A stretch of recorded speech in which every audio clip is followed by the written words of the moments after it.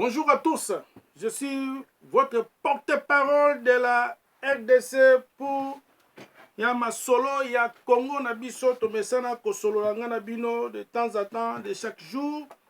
To eka na solo ka moko ya ko développer ensemble ndenge bino bala na actualité hier. Yango toujours continuer ka suite nango et suite fin ya masolo o to memeli bino ya madame Mabunda, Janine Mabunda. Donc asili ko kende masolo esili pona ye. Yango to ko pesa to na dépouillement des bulletins de vote o esalamaki lobby contre Mabunda. Mabunda kei atiki masolo atiki e bonga wana zaki nango ya présidente akei kovanda na kimia nyonso lokola ba député nyonso tout comme lokola député simple. Donc voilà o message to memelaki bino hier nazaki na moi retard yango na ko dénoncer bino tongo yo po bozala courant ya masolo. Pona ko kende moi lombango vite fait ndenge to mesana toza pour 10 minutes kaka ya masolo yo. Toye ko sala bino waka masolo yo ndenge elekala kipo to na minute mingi te bino mosani ndenge boyebi ndenge to palolaka to solo na bino. Merci mingi na sengi na pesi na mbote na ba tu bazolanda biso. Ipai tout bozolanda chaîne na bino ya c'est Bruno Kalonji Banza. To pesi bino mbote belé. Ipai bozali. To bandi na ser na biso comme on a ye Gisilène Mubiala, to pesi mbote, to pesi vient na biso la lombote, to pesi Ndaya, to pesi Vanessa, to pesi Esther, famille wana ba famille mbote belé ba famille na ngai. To pesi bandeko na biso nyonso tu ba Kabuya, ba Chanda. To pesi ba mbote belé pa bazala na Kishasa wana. Et voilà, vie muki, Jambalo, Bitanta, bango nyonso tu to pesi ba mbote. Et là toyega na masolo yo yebika to capité pour na mongonga isa okende mbango to na dépouillement de vote o esalamaki hier. Balobi boy to kende mbango vite fait. Pétition contre bureau de Mabunda par 280 voix de oui contre 200 de non. La présidente de l'Assemblée nationale déchue du perchoir. La plénière se déroule sous très haute surveillance de la police nationale congolaise. En effet, 4 barrières sont érigées avant d'accès au palais du peuple. Donc, ezalaki ben dabika lobi pour madame wana kende. Donc, ya sous masolo ko betate. Masolo ko betane se siri donc eza sous masolo boyo yebika ke 381 ba votaki oui pour ya kende. Donc 200 penza donc ba boyo ba ko ndima kona ba tu ya fefesi wana. Donc masolo yango wana bino zozo kunga boza koyeba déjà. Donc mingi ya kolobela sous Mabunda ezate. Donc là sous la CGT a très député simple comme tous les députés. Donc masolo na ya ko bete ya cité et ya ko bete ya soute yango na ya ko pesa bino ka suite fin ya madame Mabunda. Donc lelo yo masolo tikali ka ke to tikali Alexis Tambwe Mwamba ye fakende. Bientôt ye fakende. Donc kalate madame Mabunda zo okende. Nazoyi sabino madame madame Mabunda. Alexis Tambwe Mwamba yazo kende kala mingi te. Parce que ngona pese koki etikali ne to paloli tata na ye Joseph Kabila to paloli Mabunda etikali ilunga nkamba zo kende hier demain samedi ou plus tard samedi ou dimanche ou lundi donc la 3 jours on est na mikolo avant week-end donc Mabunda ilunga nkamba zo kende. Le patron moko na kata Congo. Le patron il s'appelle Monsieur Chilombo. Lui est le seul patron de tous les Congolais. Monsieur Chilombo. Donc hier, na moment où baboye, il peut nommer donc dans moment où il va nommer ministre na ndenge ya lingi. Quand il veut. Donc il a vous allez au courant Chilombo le patron ya Congo hier mon seul. Donc sera lingi a nommé premier ministre na hier. Pour nommer la première ministre, on a sous-jeté accord honte. Premier ministre, il y a un choix, on a communiqué, on a mérité, on a la Congo, pour le peuple à là. Donc, il y a un choix dans quelques heures, il y a un sous-jeté. On a dit Cécilia Mabunda, Mabunda, on a kilo de bête, mon combo, madame, on a sous-jeté. Pour la salle de Congo, avec la Kabila.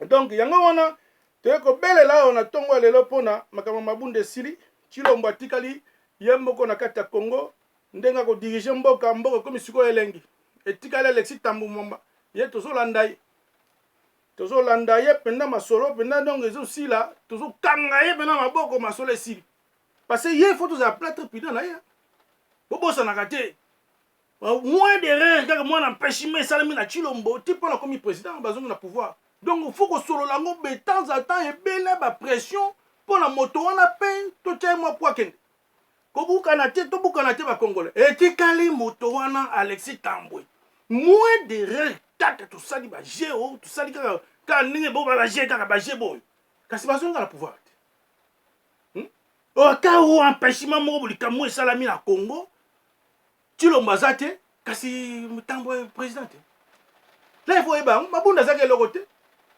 si Alexis Tambwe ndiye masolo Alexis Tambwe donc lelo tozoloba boyo ebele bapression boloba ebele bocommuniqué ebele mpona tokanga monsieur Alexis Tambwe ye pakende ilunga nkamba azokende batiela biso ya premier ministre oyo aza populaire oyo peuple alingi lokola ba Jean-Marc Kabungu azomérite poste wana atravaille bazosouffrir na masolo oyo bazokende baréunion nyonso mpona organiser c'est pas que Tshilombo osali organisation ya consultation wana oyakaka onome mutu boyaki ne bosolika mwa 2 heures 3 heures quelques minutes après renommé premier ministre bato babundi na yo bango wana ba Jean-Marc Kabungu baya komema osute ko tribalisme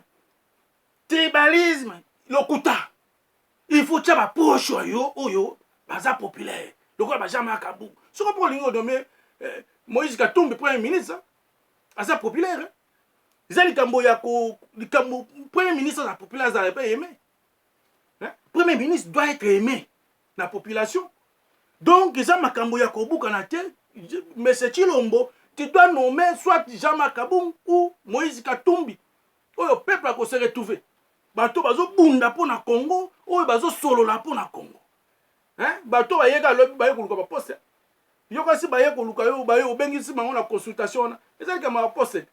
Alors vous tala bao bazo bunda na yo lokola ba Jean-Marc Kabungu na ba Kabu Bogisa Kabuya mais ba Peter Kazadi ba koyaka na masolo tribalisme pour ba tromper yo oh non tribalisme ezate c'est du boulot c'est du travail bazo mériter y a pas de tribalisme voilà donc il doit mériter ba meta ko tia bango na poste wana ba Frank Dion ba Gabriel Mokia faut pas salade ba o ba jeune bazo bima lobi na université faut pas salade faut pas ça là ba jeune wana pour appeler ça ma poste oya otela biso ko o mutu akala boko boye o pas une expérience ezalaka soko bani musala soko sala musala biso on s'adapte musala to banionga sikoyo nous prenons on est encore prématuré je suis encore prématuré na musala oyo tozo bunda kaka ndenge nini ya ko développer masolo oyo eza do solo mboka te do solo mboka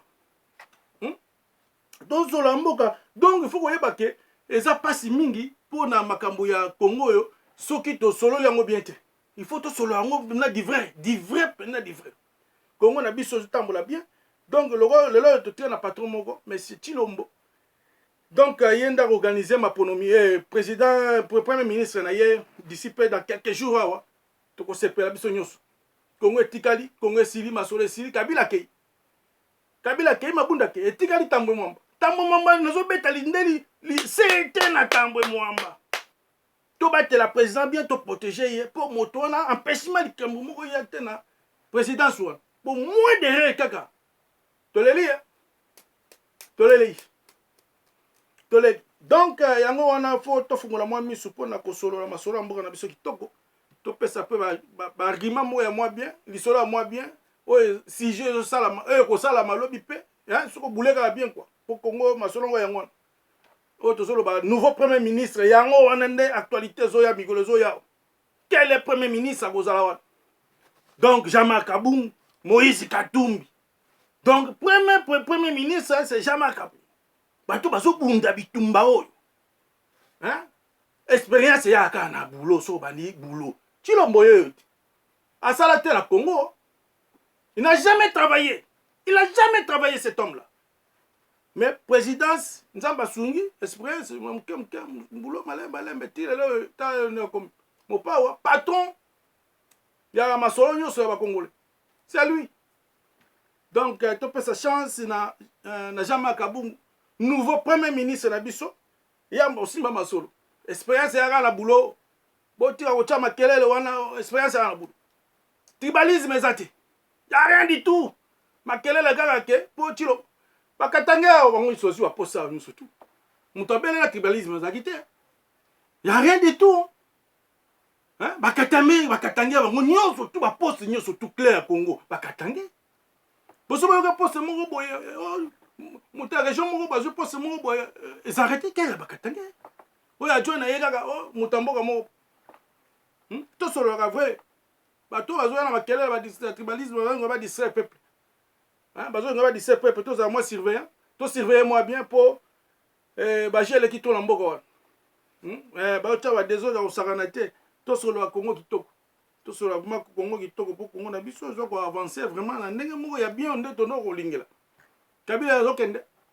Kabila zo kende donc so asel ku de été ba ku kwata. Donc fa bima vraiment na ndenge moko ya calme ya propre akenai. Na traverser ya Brazat. Traverser Brazat tambula kenai so ko vanda suna Tanzanie suna Zimbabwe, on sait pas ya ko kende. Ake vanda na famille na ekuna. Aya ko déranger pouvoir. Ba déranger ka pouvoir te monsieur Kabila zo ebisa yo tant ese ko ki faut tambola po ngonga na yo ese ko ki na kati ya Congo. Parce que soko vandi ka wana oza suna pouvoir te otikali na Alexis Tambo tozu tchai misu. Tozu tchai misu na ebisu yo to kupa itu ko kende totala pa nini. Sari eloko mo ko lekezati. To kubatila nde président na biso tshilo moment bien pour likambe ya te po eloko wana photo to yeba kango. Toye bakango eloko wana na moment tozolo baboye tozalaka vraiment tobatelaka président na biso tshilo moins de rien kaka toleli bato na bazongi ezaki bazonga ndete et puis nazo informer bino balandi na biso oyo émission na biso oyo boye bakango déjà ke ma parti oka ba PPRD wana mokolo wa Kabila ko traverser ke Brazzaville wana et comme ko ba parti oka MPR ya Mobutu wana ebungi esili. Les gens Kabila ont télémisé comme PPRD. Ce Kabila a traversé Kaka Brazza, PPRD mort. PPRD Koufi. PPRD. Bon, FFC sautant FFC. Madame Bazakou, parti n'a pas. Bon, tant qu'il y a un parti mort FFC à part PPRD. Bon, tant qu'il y a un parti mort. Il y a Chibala. Il y a un Yangoulé. Donc, Mukolo Tata, il y a un photo de pression Kabila Kende. Pour Koufi. FFC. Et ils ont Kouf. Vous appelez le côté. Force na bango ezaka ka Kabila wana mukolo bimba ka temps esili parti le comme un père ya Kabila le père bon mon parti ngo existera tous les lois et kufa de ndenge ya Kabila na kufa PPRD de kufa bientôt tozo beta tozo solo ka Congo na biso yango yo to solo ka bien.